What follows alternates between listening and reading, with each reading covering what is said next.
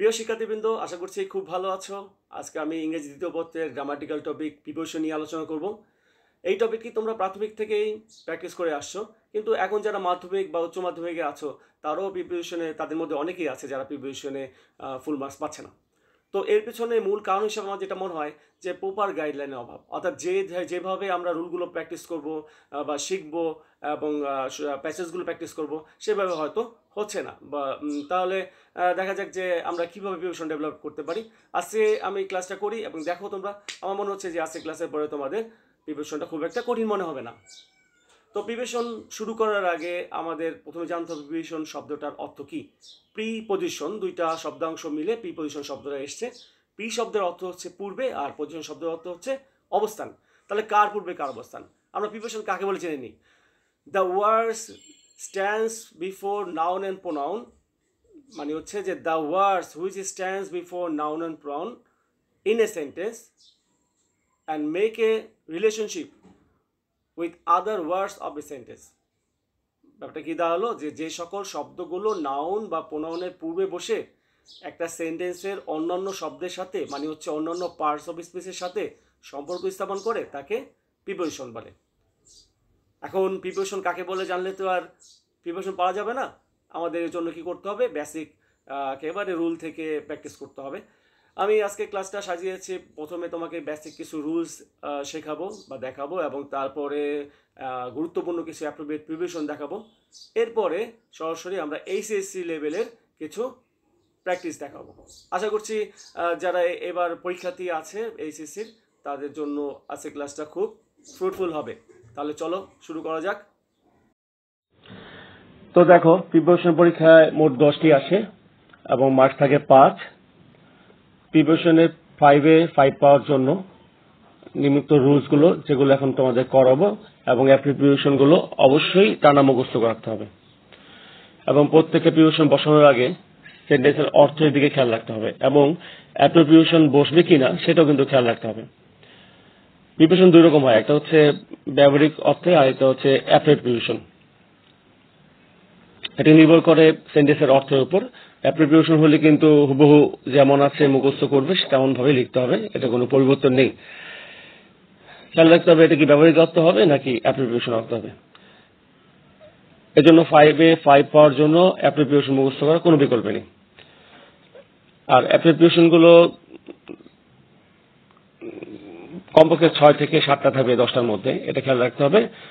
চলো আমরা দেখি যে রুল ওয়াইজ, এক একটা রুল ওয়াইজ আমরা একটু আলোচনা করে দেখি কতটা বোঝা যায়। নাম্বার 1, বাই এবং উইথ। যে ব্যক্তি কাজটি করে তার পূর্বে বাই, এবং যে জিনিস বা বস্তু দ্বারা বা হাতিয়ার দ্বারা কাজটি করা হয় তার পূর্বে বসে উইথ। অর্থাৎ ব্যক্তি পূর্বে বাই, এবং যে ব্যক্তি যা দ্বারা কাজটি করে অর্থাৎ বস্তু, তার পূর্বে with. The snake was killed dash him with the stick, by him with the stick. লাঠি দিয়ে কাজটি করা হয়েছিল, লাঠির পূর্বে উইথ, এবং যে ব্যক্তি কাজটি করেছে তার পূর্বে বাই। পরেরটি দেখো, the bird is hunted by the shooter with the gun, with this gun. সে কি দিয়ে করেছে, গান দিয়ে। যা দ্বারা কাজটি করা হচ্ছে তার পূর্বে দেখতে পাচ্ছ উইথ, এবং যে কাজটি করেছে তার পূর্বে বাই। নাম্বার 2 দেখো, বিটুইন এবং অ্যামং। দুইয়ের মধ্যে বোঝালে বিটুইন, এবং দুইয়ের বেশি অধিক বোঝালে তার পূর্বে অ্যামং বসে। কোন একটা জিনিস যদি দুজন ব্যক্তি করে বা দুজন ব্যক্তি সম্পর্কে বলা হয় তার বিটুইন, এবং দুইয়ের বেশি, 3 বা তার চেয়ে বেশি, তার পূর্বে আমরা অ্যামং বসাবো। যেমন দেখো, divide the fruits dash the two brothers. দুই ভাইয়ের মধ্যে, দুই ভাই যেহেতু তাই আমরা বিটুইন ইউজ করলাম। কিন্তু দেখো, distribute the tiffin among all the students. যেহেতু অনেক স্টুডেন্ট, তাই এখানে কিন্তু আমরা বিটুইন বসাবো না, এখানে আমরা অ্যামাং বসাবো, কারণ দুইয়ের বেশি হলে অ্যামাং হয়, এটা কিন্তু আগে বলা হয়েছে। দুইয়ের বেশি অ্যামাং হবে, রাইট। 3 নম্বর দেখো, ইন আর অ্যাট। বড় স্থানের পূর্বে ইন, এবং অপেক্ষাকৃত ছোট স্থানের পূর্বে অ্যাট বসে। যখন দুইটা স্থান সম্পর্কে বলা হবে তখন আমরা দেখবো যে কোন স্থানটা বড়, তার পূর্বে ইন বসাবো এবং ছোট স্থান পূর্বে অ্যাট বসাবো। যেমন I live at Dhanmondi in Dhaka, আমি ঢাকার ধানমন্ডি বাস করি। এই দুটোর মধ্যে বড় হচ্ছে ঢাকা, তার পূর্বে ইন বসালাম, এবং ধানমন্ডি যেহেতু ছোট তার পূর্বে অ্যাট বসালাম। আবার দেখো she lives at Dhaka in Bangladesh, সে বাংলাদেশে ঢাকা বাস করে। ওকে, এর মধ্যে দেখো যে বাংলাদেশ বড়, ঢাকা ছোট, তাই বাংলাদেশের পূর্বে ইন বসালাম, এবং বাংলাদেশের চেয়ে ছোট ঢাকা, তাই তার পূর্বে অ্যাট বসালাম। ইন এবং ইনটু দেখো কোনো কিছুর ভেতরে কারো বা কোনো কিছুর অবস্থান স্থিতিশীল বোঝাতে তার পূর্বে ইন, এবং অবস্থায় গতিশীল বোঝাতে ইনটু বোঝানো হয়। কোনো কিছুর ভিতরে বা কোনো রুম বা জায়গা, কোনো বা স্থান, কোনো ব্যক্তি বা বস্তুর অবস্থান স্থিতিশীল বোঝায়, স্থিত মানে হচ্ছে সে মুভ করছে না, তাহলে আমরা ইন বসাবো। এবং সে যদি ওখানে না থেকে তার অবস্থা গতিশীল বোঝায়, তার পূর্বে আমরা ইনটু বসাবো, অর্থাৎ রূপান্তর বা গতিশীল ইনটু। যেমন দেখো the MPs were in the parliament, in the parliament, পার্লামেন্টের ভিতরে ছিল এই অর্থে। আবার দেখো the PM were entering into the parliament, entering into, entering পর সাধারণত ইনটু হয়, আর প্রধানমন্ত্রী এখানে প্রবেশ করছিল, কেউ বাড়িতে ভিতরে প্রবেশ করলে ইনটু হয়, জানো। হ্যাঁ, the PM were entering into the parliament. পরটা দেখো অন ইন অ্যাট এর ব্যবহার, দিন বা তারিখের পূর্বে অন, দিন স্যাটারডে সানডে বা তারিখ 16 ডিসেম্বর, 26 মার্চ, 21 ফেব্রুয়ারি,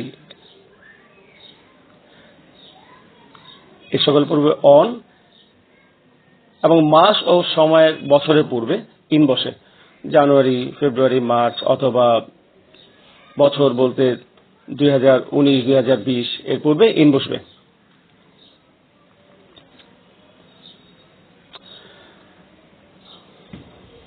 বছর এবং মাসের পূর্বে ইন বসে, এবং নির্দিষ্ট সময়ের পূর্বে অ্যাট বসে, একদম নির্দিষ্ট সময়, যেমন নির্দিষ্ট সময় আজকে রাত 9টায়, কালকে সকাল 6টায়, এরকম বোঝাতে অ্যাট বসে।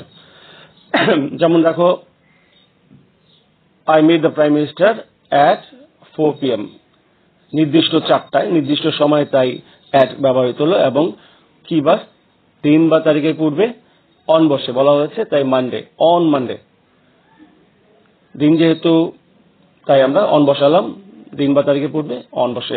আর মাস বা বছরের পূর্বে ইন বসে, তাই তো। এখন 2018 বছর উল্লেখ করা আছে, তাই আমরা এর পূর্বে ইন বসালাম।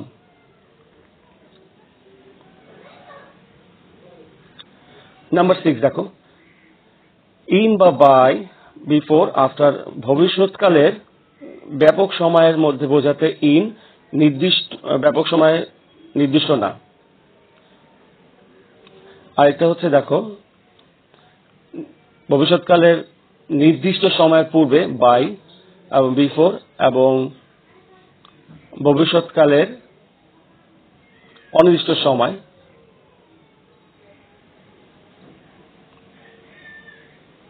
ভালো করে দেখবে, পড়ো, বুঝতে পারবে।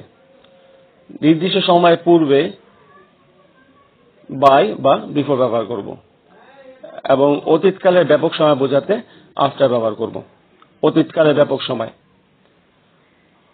যেমন our PM will come back in a week, আমাদের প্রধানমন্ত্রী আসবে ইন এ উইক, এক সপ্তাহের মধ্যে, এক সপ্তাহ ব্যাপক সময়ের মধ্যে, নির্দিষ্ট না, অর্থাৎ এক সপ্তাহ। আর যদি নির্দিষ্ট করে বুঝায় তাহলে বাই বা বিফোর বোঝাবে। যেমন she will come back by 5 PM, সে 5টার মধ্যে চলে আসবে, একেবারে নির্দিষ্ট 5টা, ঘড়ির সময়, নির্দিষ্ট সময় বলা হচ্ছে, তাই আমরা বাই ব্যবহার করলাম। আগে বলা হয়েছে নির্দিষ্ট সময় হলে বাই ব্যবহার করা হবে।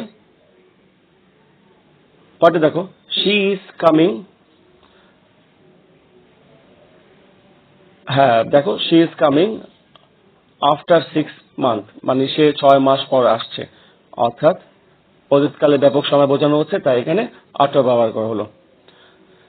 7 দেখো ইন অন টু, সীমার মধ্যে অবস্থান বোঝাতে ইন, সীমার বাইরে অবস্থান বোঝাতে টু এবং সীমার মধ্যে উপরিভাগে অবস্থান বোঝাতে অন ব্যবহৃত হয়। সীমার মধ্যে ইন, কোন জিনিস সীমার মধ্যে আছে, তুমি আমি বা কোন একটা ব্যক্তি বা বস্তু, আর সীমার বাইরে চলে গেলে টু, সীমার মধ্যে উপরিভাগে অবস্থান করলে সীমার মধ্যে উপরিভাগে কোনো একটা অবস্থান করলে অন। যেমন দেখো, Dhaka is in the middle of Bangladesh, অর্থাৎ ঢাকা বাংলাদেশের মধ্যে অবস্থিত। সীমার মধ্যে বলতে ইন, এই জন্য এখানে ইন ব্যবহার করি। Myanmar is to the south of Bangladesh, দেখো বাংলাদেশের দক্ষিণ প্রান্তে মায়ানমার অবস্থিত, অর্থাৎ সীমার বাইরে বোঝানো হয়েছে, অর্থাৎ সীমার মধ্যে না, বাংলাদেশের সীমানার বাইরে, কিন্তু সীমানার সাথে সম্পর্কিত আছে, সেই জন্য আমরা টু ব্যবহার করলাম। পরেরটা দেখো, Mount Everest is on the north of Nepal, অর্থাৎ মাউন্ট এভারেস্ট নেপালে অবস্থিত, অর্থাৎ নেপালের উপরিভাগের জন্য আমরা অন ব্যবহার করলাম। Mount Everest is on the north of Nepal. আর দেখো রুল নাম্বার 8, বিসাইড এবং বিসাইড পাশে অর্থে বিসাইড এবং এছাড়া বা ছাড়া বা ব্যতীত অর্থে বিসাইড ব্যবহার করব। তুমি আমার পাশে আছো বা কেউ আমার পাশে আছে, এই অর্থে বিসাইড, এবং যদি আমরা একটা এস যোগ করে দিই তাহলে কিন্তু অর্থটা সম্পূর্ণ পাল্টে গেল। বিসাইড মানে হচ্ছে ছাড়াও। শি স্যাট বিসাইড মি, সে আমার পাশে বসেছিল বা বসে আছে। আর বিসাইড দেখো, beside Apple I like gas, apple ছাড়াও আমি আঙ্গুর ফল পছন্দ করি, ছাড়াও বিসাইড পাশে, ওটা ছাড়াও। 9 নম্বর দেখো, আন্ডার বা বিলো, কোন তলের নিচে থাকলে আন্ডার, অর্থাৎ কোন তলের নিচে অবস্থিত থাকবে এবং কোন তল স্পর্শ করে থাকে তাহলে আমরা বিলো ব্যবহার করব। Put the box under the bed, বেডের নিচে বাক্সটি রেখে দাও। দেখো, বেডের নিচে রাখার জন্য আমরা নিচে অবস্থিত, এক্ষেত্রে আমরা আন্ডার ব্যবহার করলাম, এটা কিন্তু তল স্পর্শ করে না। কিন্তু পরের লাইনে দেখবে, দেখো, there is a bag below the trunk, ট্রাঙ্কের নিচে ব্যাগটি আছে, অর্থাৎ ট্রাঙ্কের নিচে ব্যাগটি আছে, ট্রাঙ্কের তলকে স্পর্শ করছে, এর জন্য আমরা বিলো ব্যবহার করছি। There is a bag below the trunk. 10 number দেখো, সিন্স ফর ফ্রম, নির্দিষ্ট সময় পূর্বে সিন্স বসে, নির্দিষ্ট সময় একেবারে, এবং তা সবসময় পারফেক্ট, পারফেক্ট বলতে হ্যাভ বা হ্যাজ এবং ভার্বের ভিত্তি ফর্ম এবং perfect continuous tense, have been বা হ্যাজ বিন এবং ভার্বের সাথে আইনজি যোগ।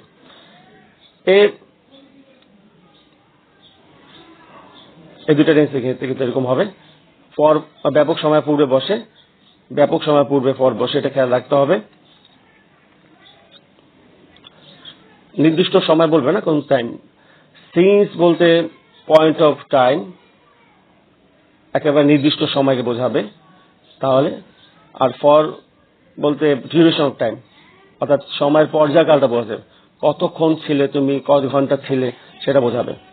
যেমন দেখো, it has been raining since Friday, অর্থাৎ শুক্রবার নির্দিষ্ট সময় পূর্বে সিন্স বসে, যেহেতু এখানে শুক্রবার নির্দিষ্ট করে দিয়েছে তাই এখানে সিন্স বসেছে।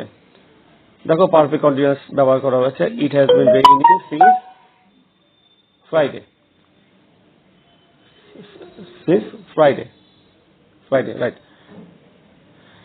পরে দেখো, it has been raining for a long time, অথবা উইক, অর্থাৎ দীর্ঘ সময় ধরে বৃষ্টি হচ্ছে, এক সপ্তাহ ধরে বা দীর্ঘ সময় ধরে। কোন দীর্ঘ সময় বা কোন সপ্তাহ সেটা নির্দিষ্ট করে না, অর্থাৎ নির্দিষ্ট সময় বোঝাচ্ছে না বলে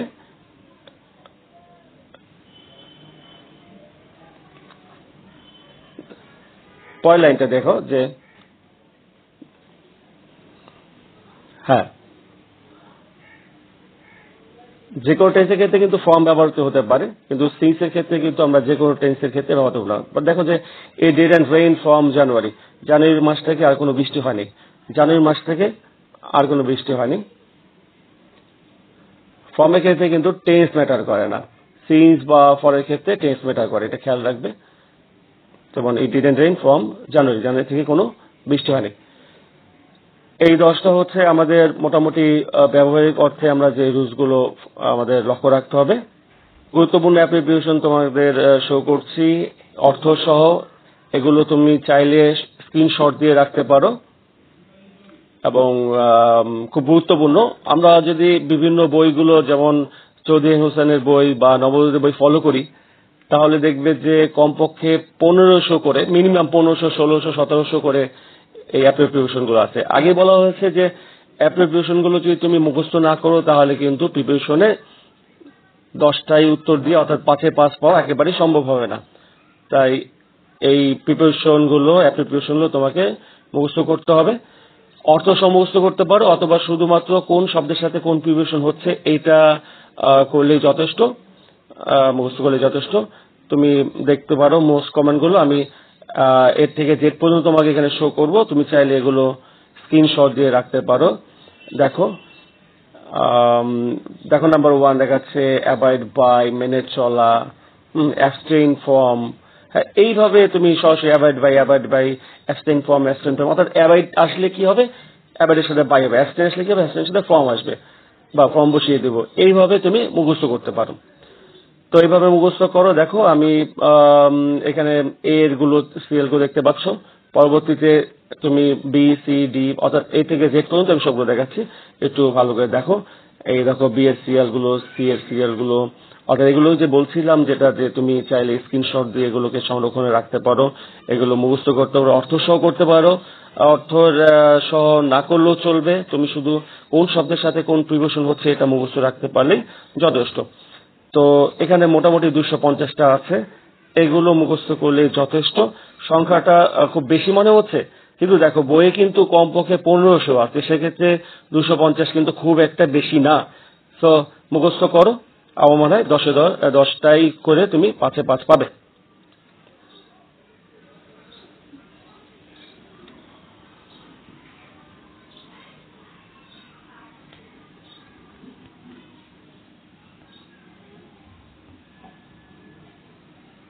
গেলাম, আগামী ক্লাসে কিভাবে প্যাসেজ আকারে প্র্যাকটিস করতে হবে সেটা দেখাবো।